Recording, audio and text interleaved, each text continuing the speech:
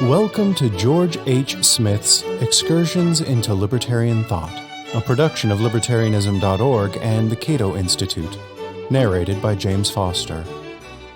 From Optimism to Pessimism, The Case of Herbert Spencer, Part 5. In my last essay, I noted the stress that Herbert Spencer placed on sentiments or moral feelings, and how he regarded sentiments as more fundamental than ideas in achieving a free society. This does not mean, however, that Spencer failed to appreciate the importance of ideas.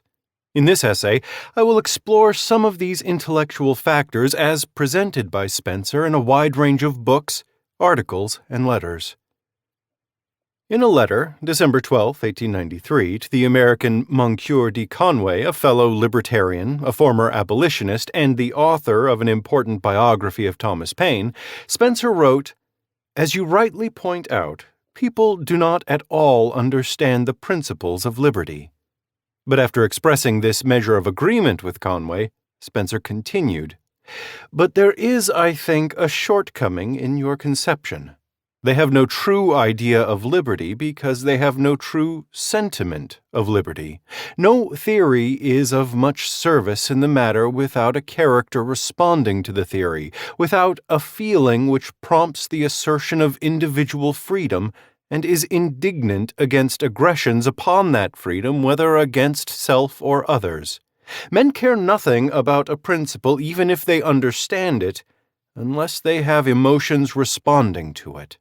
When adequately strong, the appropriate emotion prompts resistance to interference with individual action, whether by an individual tyrant or by a tyrant majority. But at present, in the absence of the proper emotion, there exists almost everywhere the miserable superstition that the majority has a right to dictate to the individual about everything whatever. To dissipate the superstition that the majority has unlimited powers is of more importance than anything else in the field of politics."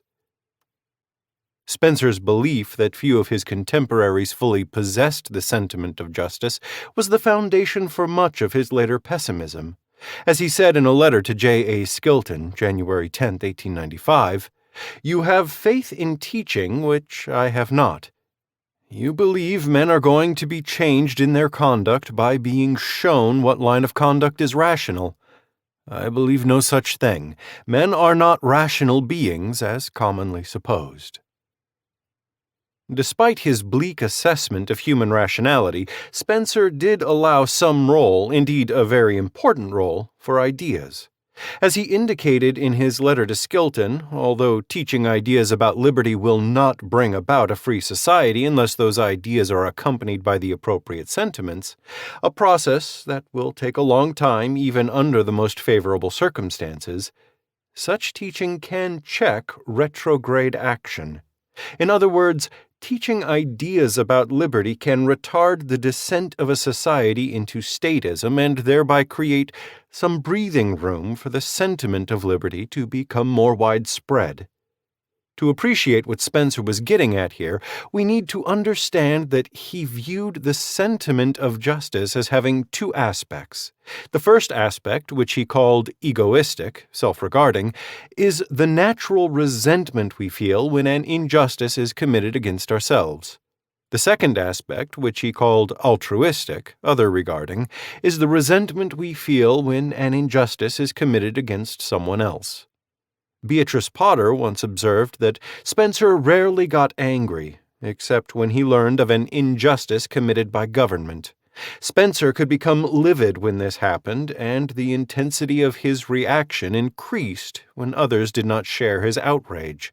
This was the altruistic aspect of the sentiment of justice that was lacking in most people, according to Spencer, and a free society would be impossible until this sentiment became widespread.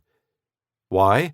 Because however much people understand on an intellectual level the injustices committed by government, they will not be motivated to rectify those injustices until and unless their emotions follow suit.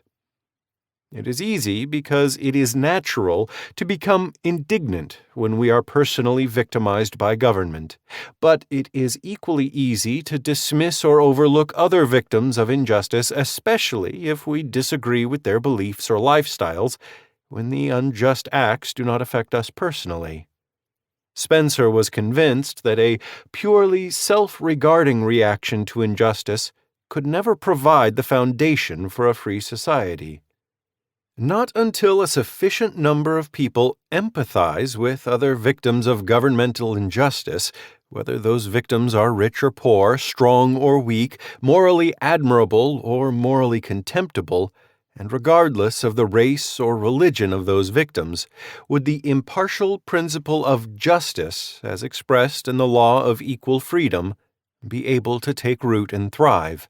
And this moral progress, Spencer concluded, would take a long time. Meanwhile, every effort should be made to teach the principles of liberty.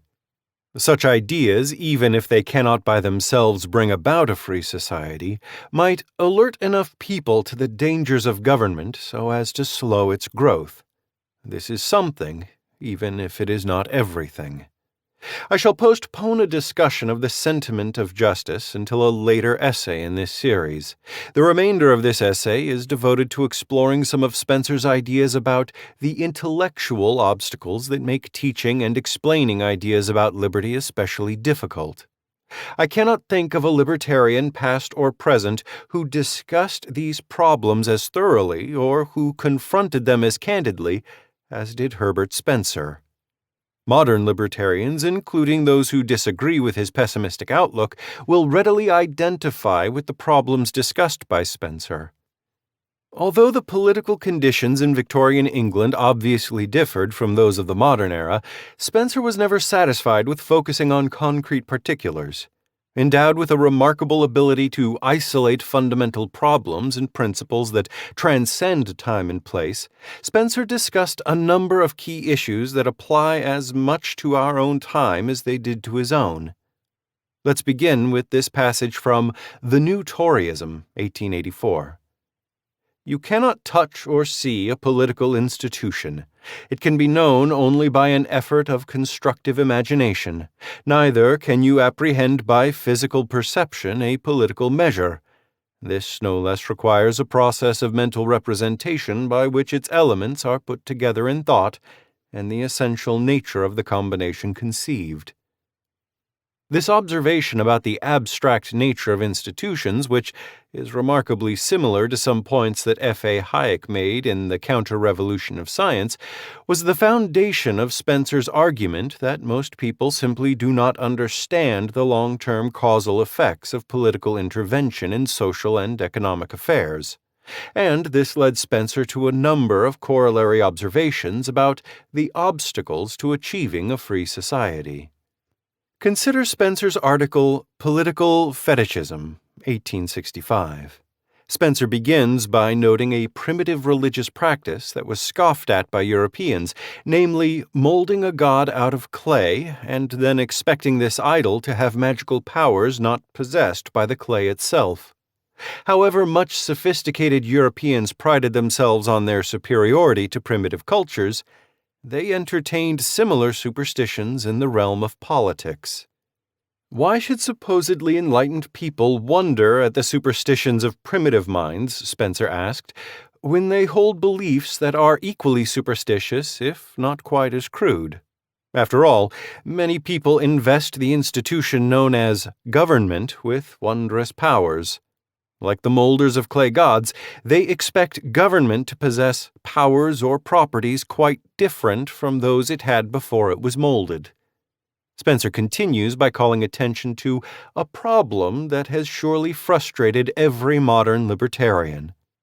The parallelism is still more conspicuous between the persistency of faith in the two cases, notwithstanding perpetual disappointments. It is difficult to perceive how graven images that have been thrashed for not responding to their worshippers' desires should still be reverenced and petitioned, but the difficulty of conceiving this is diminished when we remember how, in their turns, All the idols in our political pantheon undergo castigations for failing to do what was expected of them, and are nevertheless daily looked up to in the trustful hope that future prayers will be answered. The stupidity, the slowness, the perversity, the dishonesty of officialism in one or other of its embodiments are demonstrated afresh in almost every newspaper that issues. Probably half the leading articles written have for texts some absurd official blunder, some exasperating official delay, some astounding official corruption, some gross official injustice, some incredible official extravagance. And yet these whippings, in which balked expectation continually vents itself, are immediately followed by renewed faith. The benefits that have not come are still hoped for, and prayers for others are put up. There are continually proposed new state machines of the same type as the old. The inexhaustible credulity is counted on by men of the widest political experience. Political superstitions were a recurring theme in Spencer's writings.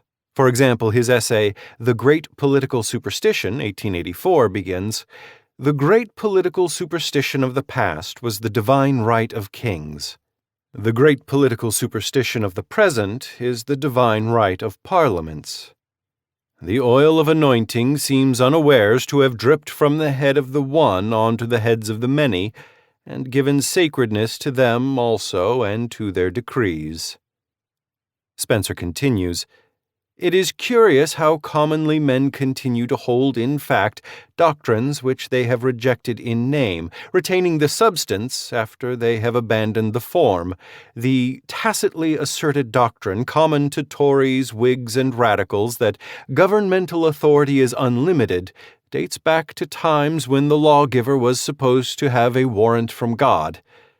And it survives still, though the belief that the lawgiver has God's warrant has died out. "Oh, an act of Parliament can do anything," is the reply made to a citizen who questions the legitimacy of some arbitrary state interference, and the citizen stands paralyzed. It does not occur to him to ask the how and the when and the whence of this asserted omnipotence bounded only by physical impossibilities. We see in the passage quoted above two features of Spencer's interest in political superstitions. The first is the irrational belief in the competence of governments. The second is the irrational belief in the moral authority of governments. Spencer dissected both of these superstitions ruthlessly and in detail, but despite his best efforts, he never seems to have believed that these fictitious beliefs could be defeated in the foreseeable future. According to Spencer, most people are too ignorant to understand the detrimental long-term consequences of government intervention, so they will continue to embrace the superstition that a government can accomplish virtually anything given the requisite political will, and despite one failure after another. Experience counts for nothing here, because to understand the abstract nature of political institutions and their causal effects on social and economic interaction requires a level of conceptual ability that exceeds the intellectual powers of most people.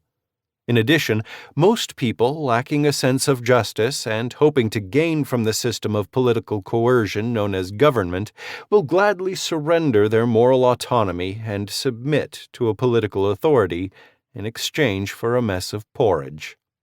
This pessimistic outlook on both intellectual and moral fronts led to one of the most significant and controversial changes in Spencer's political beliefs. From a champion of complete suffrage, including female suffrage early in his career, Spencer became so disillusioned with political reforms that he came to view democracy itself as a serious threat to a free society. Spencer even criticized American democracy because Americans believed that smart people in government can do whatever they set out to do. Spencer, who was blunt if he was anything, was not reluctant to use words like stupidity when describing these and similar beliefs. Thank you for listening to Excursions. To learn more about libertarian philosophy and history, visit www.libertarianism.org.